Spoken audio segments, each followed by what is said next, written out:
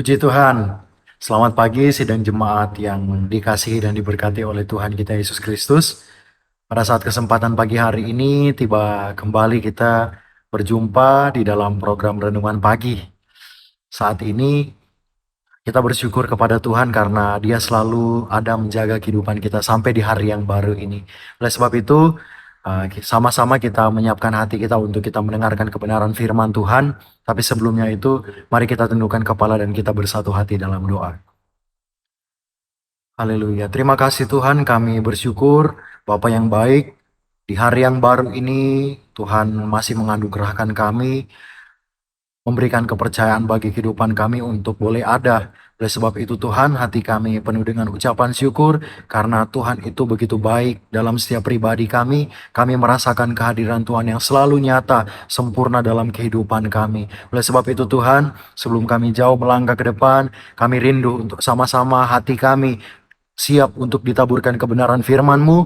Biarlah Tuhan berbicara bagi setiap pribadi kami, sehingga Tuhan Yesus dalam kebenaran firman Tuhan yang disampaikan, itulah yang membuat kami semakin hari, semakin mengerti dan mengenal Tuhan dalam kuasa kebenaran firman Tuhan. Kami bersyukur, kami alaskan doa kami dalam nama Yesus, hati kami siap.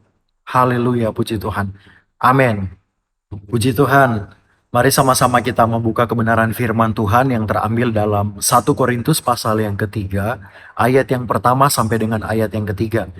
Di situ dituliskan, saya akan membacakan dan saudara-saudari boleh memperhatikan dengan baik. Di situ dikatakan, dan aku saudara-saudara, pada waktu itu tidak dapat berbicara dengan kamu seperti dengan manusia rohani, tetapi hanya dengan manusia duniawi yang belum dewasa dalam Kristus. Susulah yang kuberikan kepadamu bukanlah makanan keras, sebab kamu belum dapat menerimanya. Dan sekarang pun kamu belum dapat menerimanya. Puji Tuhan. Tema yang akan saya bagikan pada saat pagi hari ini berbicara mengenai makanan orang dewasa. Nah, di dalam 1 Korintus pasal yang pertama, 1 Korintus pasal yang ketiga, ayat yang pertama sampai dengan ayat yang ketiga, ayat ini berisi atau berbicara mengenai kehidupan jemaat-jemaat Tuhan yang berada di Korintus. Dan kita semua sudah tahu bahwa jemaat Korintus ini Tuhan percayakan mereka itu begitu banyak. Dari jemaat-jemaat Tuhan yang lain, jemaat Korintus ini jemaat yang paling berbeda. Karena mereka itu banyak kelebihan-kelebihan. Mereka banyak talenta-talenta. Terkhususnya mereka banyak karunia-karunia yang Tuhan taruh dalam setiap pribadi-pribadi dari jemaat-jemaat Tuhan yang ada di Korintus ini. Tetapi kita lihat Rasul Paulus itu sebagai pemimpin dari jemaat-jemaat Korintus ini kadang-kala merasa kesulitan Bapak Ibu. Mereka walaupun banyak kelebihan, banyak karunia, talenta yang Tuhan kasih, tetapi rupanya karakter mereka itu bobrok. Karakter mereka itu masih jauh dengan karakter Kristus. Maka Rasul Paulus ini seringkali merasa sangat sulit ketika berbicara kepada jemaat-jemaat Tuhan yang ada di Korintus ini. Karena jemaat yang ada di Korintus ini, mereka itu masih dikuasai dalam hal-hal yang duniawi. Kehidupan dari jemaat-jemaat Korintus ini masih terikat, masih tenggelam di dalam keinginan-keinginan yang duniawi. Berbicara tentang hawa nafsu dunia, mereka itu masih terikat, dikuasai, bahkan tenggelam di dalam hal-hal yang seperti itu. Sehingga kemudian Rasul Paulus menyadari bahwa jemaat-jemaat yang di Korintus ini mereka belum siap untuk menerima teguran-teguran yang keras, kritikan-kritikan. Mereka masih belum siap untuk diarahkan menerima yang namanya ajaran-ajaran atau makanan-makanan orang-orang dewasa secara rohani gitu Bapak Ibu. Yang sebetulnya ini membawa mereka itu kepada arah yang Allah inginkan, membawa mereka itu kepada jalan-jalan Tuhan gitu Bapak Ibu. Tetapi karena mereka itu masih dikuasai oleh keduniawian, maka mereka tidak melihat hal yang positif tersebut. Dan dari kisah ini, dari 1 Korintus pasal yang ketiga ayat pertama sampai dengan ayat yang kedua yang sudah kita bacakan ini, ada beberapa hal yang perlu kita pelajari. Nah, ternyata seseorang yang belum dewasa dalam kerohaniannya, ada beberapa kategori yang saya catat di sini. Yang pertama, orang yang belum dewasa di dalam Kristus, masih dalam keadaan rohani yang kekanak-kanakan, mereka itu ketika mendengarkan kebenaran firman Tuhan itu dipilih-pilih. Ketika firman Tuhan berbicara mengenai kesuksesan di dalam hidup, mereka terima itu dengan baik. Firman Tuhan itu dicerna dengan baik, Bapak Ibu. Tetapi ketika firman Tuhan berbicara mengenai pikul salib, berbicara mengenai melawan keinginan daging, melawan dosa gitu, tetap mereka itu akan meninggalkan firman Tuhan tersebut. Mereka tidak akan menerima. Telinga mereka menjadi panas ketika mendengarkan firman Tuhan yang berbicara seperti ini. Itu yang pertama. Dan yang kedua, ketika pribadi tersebut, seorang ditegur oleh kebenaran firman Tuhan yang sebetulnya membawa mereka untuk seperti yang Tuhan inginkan. Pesan Tuhan dalam kehidupan mereka, tetapi pesan Tuhan itu keras. Ketika disampaikan bagi kehidupan mereka, maka mereka tidak akan menerima. Hati mereka jadi tersinggung, Bapak Ibu. Itulah orang-orang yang kerohanian mereka itu masih kekanak-kanakan atau masih belum dewasa di dalam Tuhan. Dan itu yang orang itu kategori orang-orang yang belum dewasa secara rohani.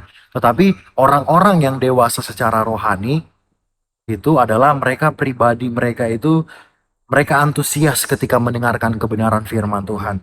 Jadi apapun firman Tuhan yang disampaikan bagi mereka, entahkah itu firman Tuhan yang lembut atau yang paling keras sekalipun, mereka itu akan menerima dengan sepenuh hati.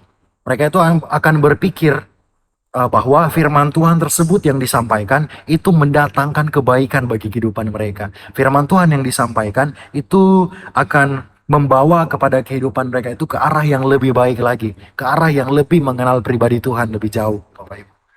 Mereka tidak menjadi tersinggung. Dan ini tanda orang yang kerohaniannya itu dewasa. Mereka siap menerima makanan yang keras.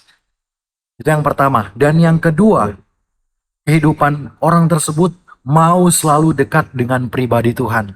Jadi apapun yang terjadi dalam kehidupan orang ini, orang yang dewasa di dalam Tuhan, baik itu senang, bahkan paling susah sekalipun, maka hidup mereka itu akan tetap terus mencari Tuhan. Hidup mereka bergantung sepenuhnya kepada Tuhan, mengandalkan terus kepada kuasa Tuhan.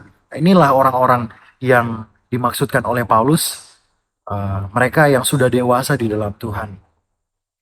Jadi pertanyaan bagaimana dengan kehidupan kita, Bapak Ibu yang dikasihi oleh Tuhan? Apakah kehidupan kita itu masih dikategorikan orang-orang yang belum dewasa secara rohani? Ketika firman Tuhan berbicara dalam kehidupan kita mendatangkan keselamatan, mendatangkan kebaikan, tetapi hati kita jadi tersinggung, kita menolak dan kita tidak mau mendengarkan firman Tuhan. Maunya firman Tuhan yang mengenakan hati saja. Ataukah pribadi kita yang sebaliknya, orang-orang yang sudah dewasa di dalam Tuhan, secara kerohanian mereka, menganggap firman Tuhan yang keras sekalipun itu adalah pesan Tuhan yang membawa mereka kepada jalan-jalan Tuhan yang terbaik.